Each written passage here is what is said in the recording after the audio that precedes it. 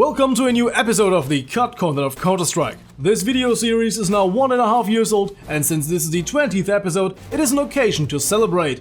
So let's have a little firework and take a look at the explosive launches cut from Counter-Strike.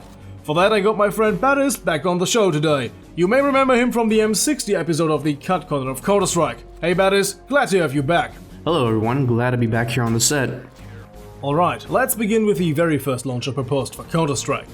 Back during the very first beta, the developers played with the idea of adding the HK69 grenade launcher into the game. The weapon was based on its real-life namesake, the Heckler & Koch HK69A1, a grenade launcher utilizing standard 40mm low-velocity grenades, and it is used by militaries and police forces from all over the world to deliver explosives or non-lethal gas canisters into enemy positions. Not much is known about the HK69 in Counter-Strike. The in-game price was not determined yet, neither were the maximum reserve ammunition or damage. It was however suggested that it would have been extremely deadly. It has been reported that it could instantly kill a player on direct hit or at least deal critical damage otherwise. Needless to say, because of its power, detonation at close proximity to the user would have been fatal, so it would have been a weapon that required exceptional care. As a side note, this wouldn't be a problem in real life because said grenades have a minimum arming range, thus wouldn't detonate when launched at close range. The arming range depends on the specific ammunition, so it varies, but numbers I found are 15 to 42 yards, so 14 to 38 meters. Apart from these selection and kill icons, no other visuals are currently available, even though an actual AVE file showed the weapon back in 1999 on Planet Half-Life. Unfortunately, none of the material was archived back in the day. Okay, that's it for the HK69. Bettis, you'll take the next one. For the next weapon, we have the M79 grenade launcher, also called Thumper. The concept was proposed in Rogue Entertainment's build for Counter-Strike Condition Zero. Its real-life counterpart was introduced by the US military during the Vietnam War. It utilized the same cartridge as the HK69, a 40x46mm, and was apparently perfect for those hard-to-reach places that snipers like to hide in. Aside from its textureless render and the Computer Gaming World magazine cover, issue 202, nothing much is known about the weapon. Now throwing the ball back at ESCalation to cover another launcher that this time utilizes rockets instead of grenades. So now from grenade launchers to rocket launchers. The M72 LAW, or light anti-armor weapon, is a single-use weapon originally designed to take out vehicles with its unguided missile. But later variants were also fitted with high explosive charges to be used against softer targets. For this 66mm launcher, various ammo types are available, even heat warheads with an official stated penetration of up to 20 cm or 8 inches of steel plate. The explosive power of this weapon and its capability to destroy concrete has been shown in a trailer. However, the destructibility of the world was and is limited to scripted sequences due to the engine's limitations. Of all presented weapons in our list, this is the only one you can actually use in the Counter-Strike series as of the making of this video. Originally designed by Gearbox Software for their iteration of Counter-Strike Condition Zero, it appears in several previews. It was to be a terrorist-exclusive weapon with the price of $1,200. If the player chose to buy the M72, he would be unable to purchase any other explosives, meaning that he would have to decide rocket launcher or grenades. Even though this weapon would have been extremely powerful on impact, it required some skill to use. Because the missile travels slower than a bullet, you have enough time to take cover. But unlike Counter-Strike's known grenades, it explodes on impact, so it would have been an extremely dangerous weapon on medium range.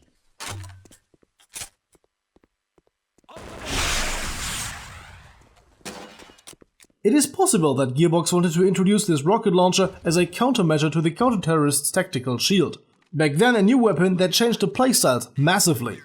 And remember, the shield was not introduced up until version 1.6, so the LAW and the shield were developed alongside each other. For example, there's now a ballistic shield, which is a defensive device. I can actually absorb or repel all manner of small arms fire. So working in teams, I can have a sniper working together with a guy with a ballistic shield, and we can now have new lines of fire that weren't available to us, even in the classic Counter-Strike maps, and this presents really interesting new tactical situations. There's also new weapons like the LAW rocket, which this is an anti-tank weapon that's used as an anti-personnel device. It's really an interesting application for it. The LAW is currently being used by CTs and terrorists alike in Condition Zero deleted scenes, and it appears alongside the Suicide Belt, another cut terrorist exclusive weapon covered in episode 12 of this video series. But enough of the old Counter-Strike games. Let's take a look at what the developers of CSGO played around with so far. Because many ideas from the betas and Gearbox's iteration of Condition Zero have been considered for global offensive, and the grenade launchers are no exception. But CSGO's proposed grenade launcher is a bit more unusual because it is a compound bow. The compound bow is an unreleased weapon that was added to Counter-Strike Global Offensive's game files in the May 31st, 2016 update. Several of the weapon's mechanics are featured within the update, specifically within the Steam database GitHub repository for CSGO.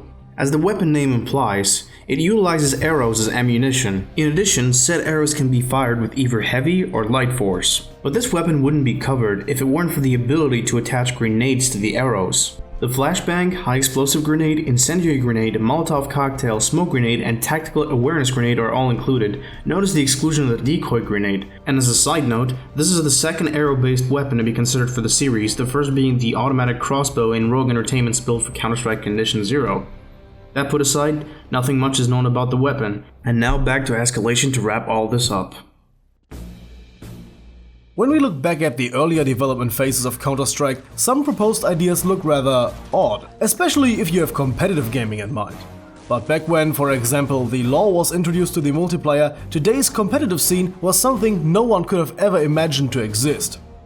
Back when Gearbox Software wanted to expand the multiplayer experience, the game's competitive scene was not the established entity as it is today, so changes that would have massively altered the balance were not such a hot topic as they are today.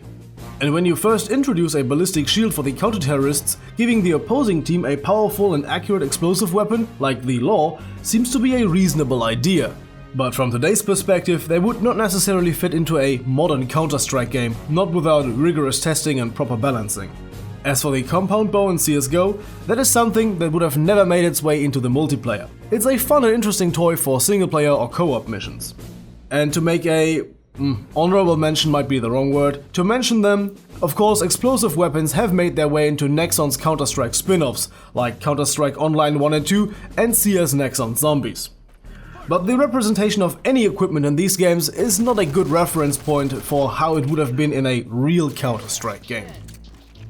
So that's it for today's episode of the Cut Corner of Counter-Strike. I hope you found today's topic interesting, and if you enjoyed the video, consider subscribing and giving us a like. Thanks again to Ballis from Counter-Strike Wiki for joining us today, and to you, see you guys next time. Till then, have a nice day, and as always, goodbye and guten Tag.